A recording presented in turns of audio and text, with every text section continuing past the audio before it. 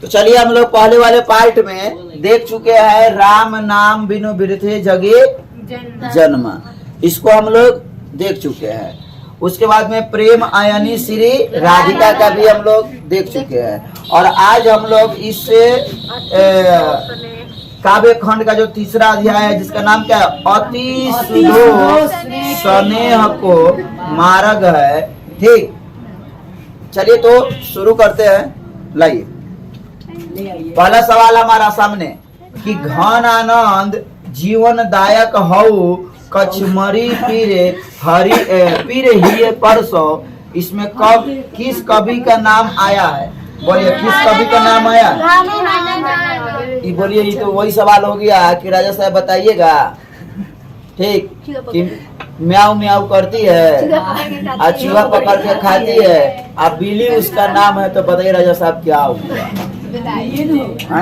तो यहाँ पर ऑलरेडी दिया घाना ना, और फिर कह रहा है कि कौन है, तो बोलिए सही जवाब क्या हो जाएगा? चलिए बिल्कुल, शुरुआत बहुत अच्छा हुआ। घनानंद। घनानंद किस काल के कवि थे? हाँ, तो जो प्रेम का बात करेगा तो वह समझिए रीति काल के कवि होगा। बढ़ते अगला सवाल, रीति मुक्त काव्य धारा के सिरमौर कवि किन्हें कहा जाता है? रीति मुक्त काव्य धारा के सिरमौर कवि किन्हें कहा जाता है? तो इसका आंसर क्या हो जाएगा? चलिए भैया आगे। घनानंद किसके द्वारा मारे गए? तो आप लोग पढ़े होंगे कि नादिर शाह का भारत के ऊपर आक्रमण होता है, और उस आक्रमण में इससे मांगा गया कि सोना सोना सोना दो, ये कहा जर जर जर जर, माटी ले लो माटी ले लो माटी ले लो। बस उसके सेना को गुस्सा आया और उसको मार दिया। ठीक, तो घनानंद की मृत्यु किसके द्वारा किया गया? नादिर शाह के सैनिक के द्वारा। नादिर शाह के सैनिक के द्वारा। बढ़ते हम आगे। घनानंद किस बादशाह के यहाँ मीर मुंशी का काम करते थे? हेलो, बोलिए कहाँ यह मीर मुंशी का काम करते थे? कि अकबर के दरबार में, कि औरंगजेब के दरबार में, कि बाबर, कि मोहम्मद शाह रंगीले के दरबार में? तो मोहम्मद शाह रंगीले के दरबार में ये साहब जी मीर मुंशी का काम करते थे। कौन सी का काम करते थे? मीर मुंशी का काम करते थे।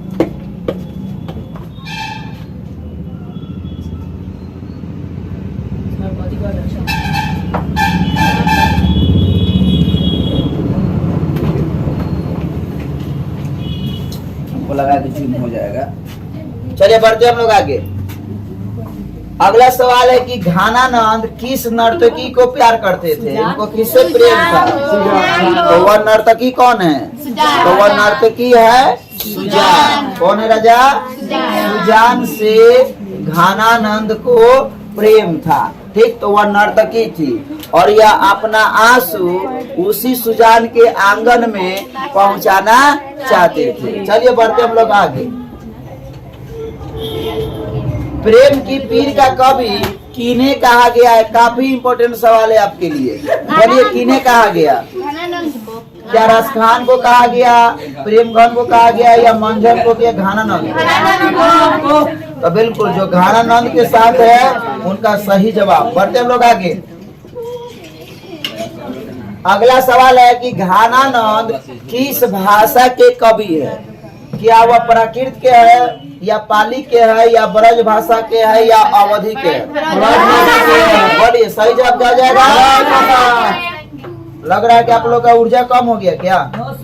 चलिए ब्रज भाषा के। किस भाषा के? ब्रज भाषा के। चलिए सुजान सागर के रचनाकार कौन है? सुजान सागर।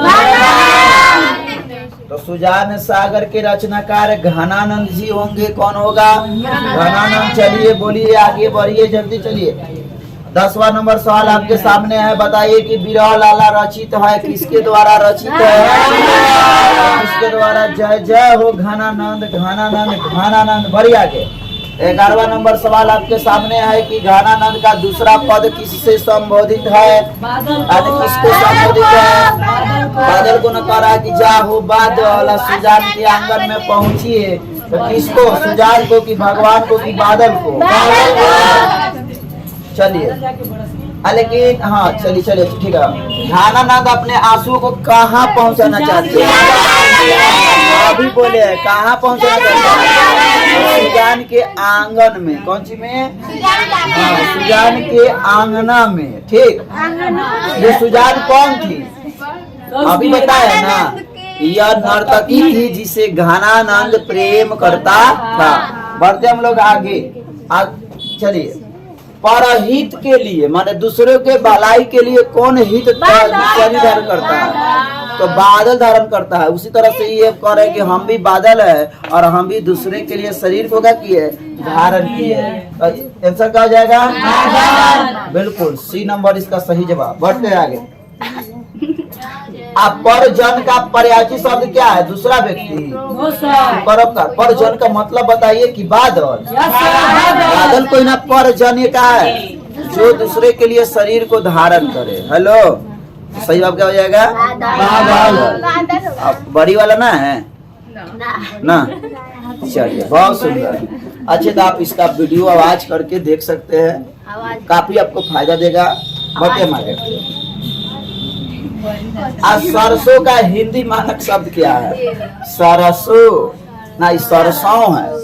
सरसों क्या सरस होगा कि सरसों का पौधा कि रस बरसाओ?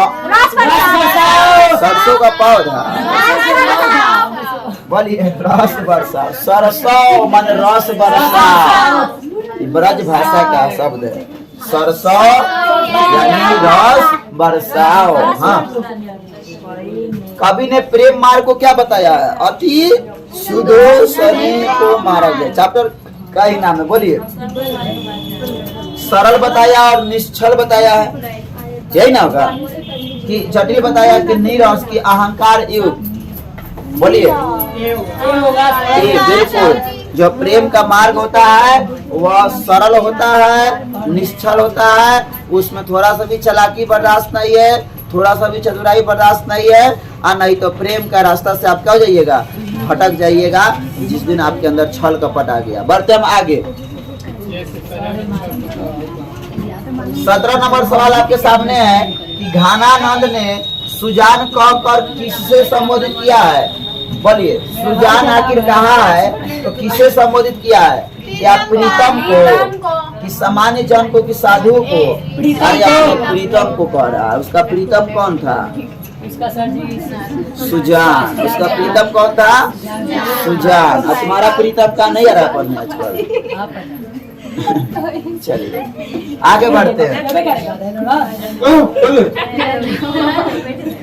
नेकू का है, उसके भाई का नाम प्रीतम है। चलिए बढ़ते हैं। नेकू का आधुनिक मानक रूप कौन है? नेकू का आधुनिक मानक रूप, अच्छा कि तनिक भी कि कुछ नहीं कि सबसे सुंदर। बोलिए, ये शब्दार्थ कुछ दिया है तो नेकू का मतलब क्या होगा? तनिक भी। नेकू थोड़ा सा भी चतुराई बर्दाश्त नहीं, थोड़ा सा भी छल कपट बर्दाश्त नहीं, इसमें बताया गया ना? तो बोलिए इसका सही जवाब क्या हो जाएगा? नेकू का अर्थ क्या होगा? तनिक भी। चलिए चलिए हम लोग बढ़ते हैं। जल्दी, जितना जल्दी हो, कम समय में अधिक जानकारी। समय नहीं है। 14 फरवरी की कीजिए तैयारी। ठीक, घानानंद ने जीवनदायक किसे कहा है? बोलिए, जीवनदायक माने जीवन देने वाला कौन है इसमें? बादल को कहा गया। किसको कहा गया है? बादल को कहा गया। तो यानी ऑप्शन सी वाले भैया आपका है सही। चलिए बी में आइए। कह रहा है ऑप्शन 20, कवि घानानंद ने किस मार्ग को सबसे सरल कहा है? तो किसको?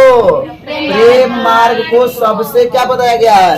सरल बताया गया है। सबसे क्या बताया गया है? सरल बताया गया। चलिए, सरल नहीं सरल।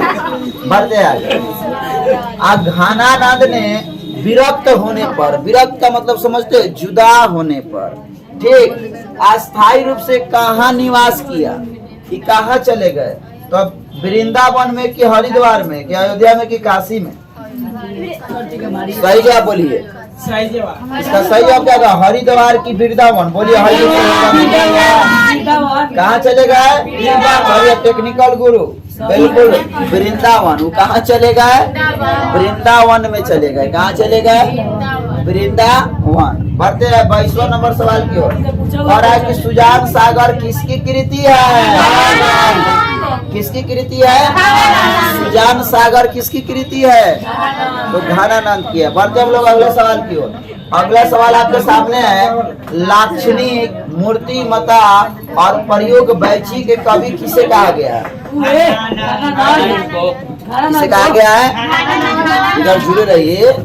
क्या घनानंद, किशोरदास की बिहारी? तो बिल्कुल घनानंद। कौन है राजा? हाँ बिल्कुल, ये वाले आपका बल्ले बल्ले। चलिए 24वां सवाल, काफी इम्पोर्टेंट सवाल। रीति मुक्त काव्य धारा के सिरमौर कवि किसे कहा जाता है? तो किसे कहा जाता है? तो सवाल कहीं से भी पूछे, आंसर आपको पता होना चाहिए। घुमा के पूछे चाहे टेढ़ में, जिस तरह से पूछे आंसर आपको पता होना चाहिए। आंसर क्या हो जाएगा? हाँ, बढ़ते आगे। 25वां सवाल, घनानंद किससे प्रेम करते थे? कलौतिया थी।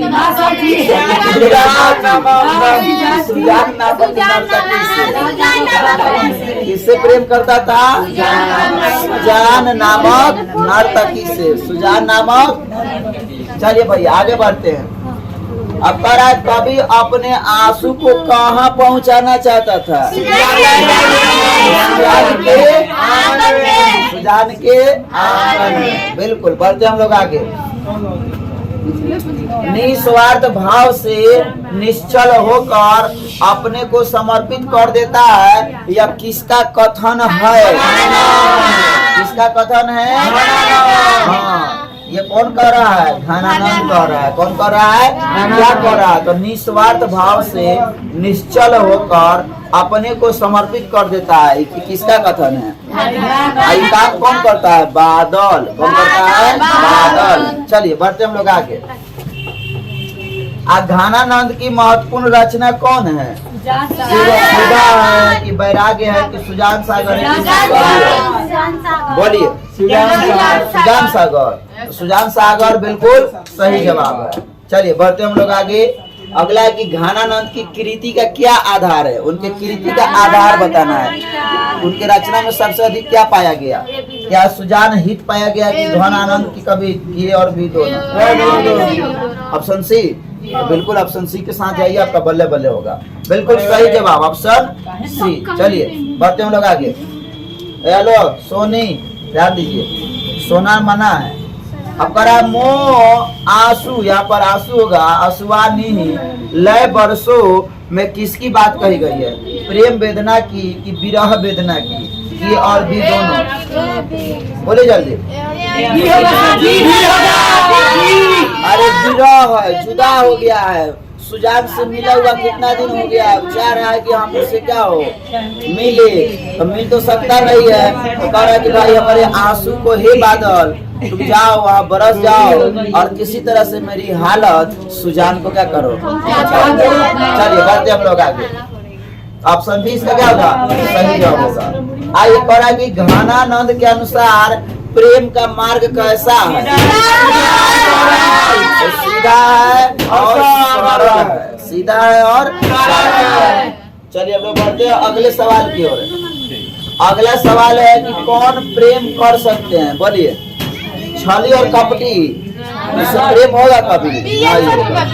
निश्चल और निष्कपट, ए और बी, ये दोनों ये तो कभी हो ही नहीं सकता है। ऑप्शन इसका बी क्या होगा?